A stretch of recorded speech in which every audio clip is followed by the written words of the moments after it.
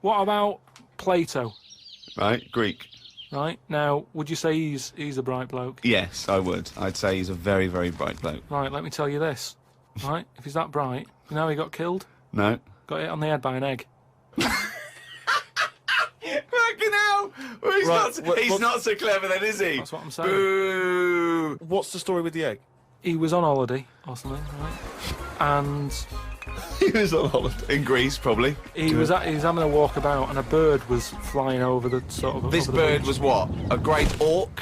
What size bird killed him with his egg? It was a big one, yeah. Was it? And the way they used to crack An ostrich on a hang glider. the eggs open to let the kids out, they used to drop them on rocks.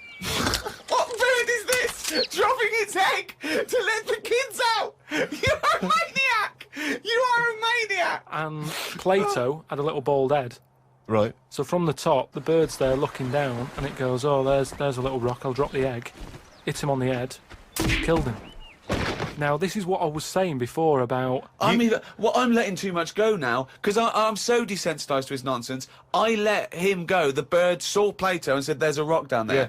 Well, if these birds are killing people with bald heads, you've got to be terrified. So, but listen, this is what I'm saying, though, right? Before about knowledge and that, how knowledge is hassle, or success is hassle. I think that was Newton. Knowledge is hassle. Now, but why is Plato's intelligence got anything to do with the fact that this bird dropped an egg on his head? Because he was intelligent, and he's probably earning a nice few quid by giving out whatever messages he gave out. Yeah. He could afford to go on holiday to exotic places. If he was working in a factory, he wouldn't have been on this beach with big birds dropping eggs, is what I'm saying. So, in a way, it backfired. His knowledge killed him. And that, I think, was Kierkegaard. His knowledge killed him.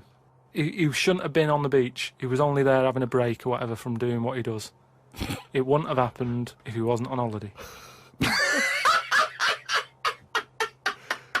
This is an email we've had saying, Carl, what do you take by the well-known saying, a stitch in time saves 9? Oh, a stitch in time saves 9. Yeah.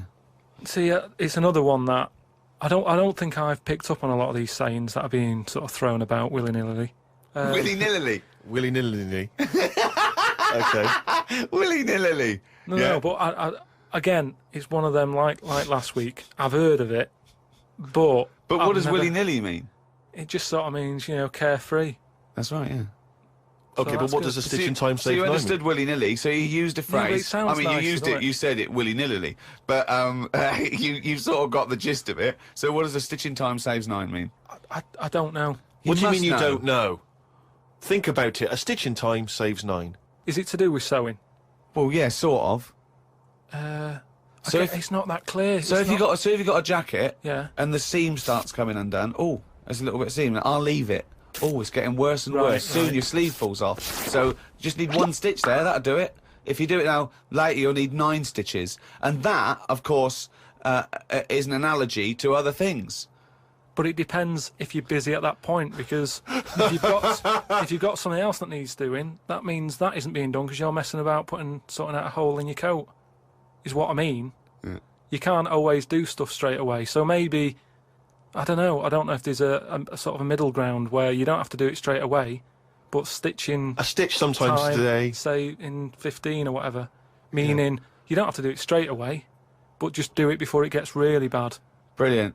Do you think yours is less poetic than a stitch in time saves 9? So yours is, this is what you wanted to be a quote, right? Where, well, you could do it now, but if you're doing something else, then, look, well, don't do it immediately, but do it soon so it doesn't get really bad. Karl Pilkington. No, but it's the same. That's the same way I treat most things in life. It's like I never go to the doctors unless it's really That is sensible. bad. That is very good advice. No. That's brilliant advice Well, for it is, anyone though. listening. Never go to the doctors. Unless it's really bad. But that's why a lot of people, die because they don't want to bother the doctor, or they're mildly embarrassed, or they don't know symptoms, bad symptoms. Go to the doctor if you're not sure about something. Like you were terrified to go and have your prostate.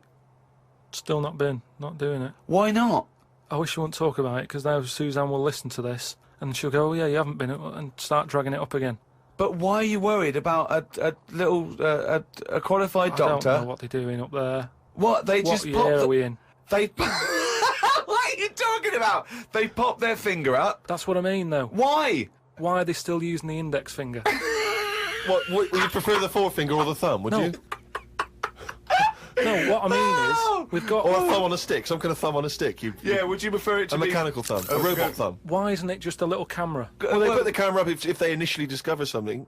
But just put the camera up straight away. If I'm No, paying they for don't the need visit. to. They pop the finger up, feel that the prostate isn't swollen, wiggle it around a little bit up your back passage. What are you worried about? I don't think they need to do that. Are you in this day embarrassed? and Are you age. embarrassed about being in a room with your trousers around your ankles and little fella popping A his... little bit, yeah. Why? And the other thing is, it's not just that, is it? So you go in there, they check your heart out and that, which to me is the most important thing, because that's what keeps you going, isn't it? Yeah. Right? You've got to go there. You Yeah. sat on the bus, stressing out, thinking, oh, in less than half an hour, I'm going to have a finger up the arse, right? What is the problem? And they go though? in, they check your heart, they probably check your testicles and that. What's up with that? They take your testicles, yeah? Yeah, That's... but it's all building, and you've sat there going, oh, soon that'll be happening. Yeah. And that's what puts me off. So if they just came round when you were asleep, Suzanne just let them in and goes, he's over there, right? Yeah. And they crept up and went, bang. You You go, what are you prefer doing? that? I just don't understand why they don't teach you how to do it yourself. How can they... Wow. How can they teach... Imagine you squatting in a corner with one hand on your bollocks and the other finger up the arse going, it seems to be all right. Carl, you don't understand the phrase "a stitch in time saves nine." I don't think you should be doing any kind of invasive medical research in your own human body. But then Who if they- knows what trouble you're going to cause? No, but then at least You would get stuck. Yeah. You would get stuck. Suzanne would come out, your fist would be up your own arse.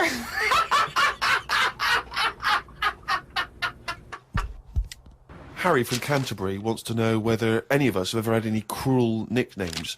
He claims that he's quite tall and rather hirsute, and he says he's often called Lurch or Wolfie. He's always thought that Carl looks a bit like Mr. Potato Head. Yeah. No, there's no potato that round. But I suppose you could fashion a potato to be that round. Yeah. Maybe we could, if anyone can carve a potato into the roundest head ever, pop a couple of eyes on it. Make it look as much like Carl as possible. Exactly. But yeah, any nicknames? Did you ever have a nickname, Rick? No, mine was boring. I didn't have any. It was just around the name, like Gerv or something like that. No, I didn't have nicknames. I always wanted a nickname. I just thought it was quite cool for some reason, particularly because gangsters always seem to have nicknames. You Lefty. know, Fingers, Yeah. Lefty, yeah. Scarface. Yeah. And so I decided that I thought, because no one was giving me a nickname at school, it was kind of annoying, or certainly not to my face, Yeah. that I decided to just come up with one. Yeah. And so I remember I was at lunch once, and I just said to my mate Phil, How old were you? 12, 13. Brilliant. I just said to him, Phil, don't know if you know, mate, but people aren't calling me Steve anymore. Everyone's calling me Spud now. Now, I don't know why I thought Spud. It's weird we should talk about Mr. Potato Head. I don't know why I thought Spud was a cool nickname. I think It's a 'cause it- grown-up name, though, isn't it? and it's also because I think it sounded like it was probably either something that you'd find in one of those kids' books, like the Famous Five, or like the Bash Street Kids. There'd be Spud, and I always imagine with Spud, he's not the leader of the gang, but he's a reliable member. I think You know what I mean? Spud is the biggest lorry driver in one particular sort of car park. Yeah. Yeah. Here comes Spud. Yeah. And he gets out, all right, boys. And he's big and massive. And Spud can eat 2 breakfasts. Exactly, yeah. But I just, in my mind, it was, that I would be one day part of a gang, and it's, I'm Pinky, this is Jojo, and the tall guy's Spud. And it didn't catch on, did it? Really caught. And he just went, oh yeah, right. And no one started, and I was hoping he'd go, everyone's calling Steve Spud. Yeah. But of course- Hey, Spud. The first time I said Spud, you go, what? Yeah, exactly. You'd be really proud, wouldn't you? No. Did you have a nickname? Not really. I mean, there was a lot of people on the estate that I grew up on. Nicknames are big things on estates and that. Yeah. A lot of my dad's mates, right? What their nicknames did was tell you about them. Do you know how I said about the Elephant Man's a good name? Yeah. Because, you know what you're going to get. If someone said, Elephant Man's popping around in a bit, it wouldn't be a shock when he walked in. Yeah. Right? So it worked in that sort of thing. So there was John the Screw, right? John the Screw? Yeah. Whether he had sex a lot or he worked in a prison. No, he had a DIY shop.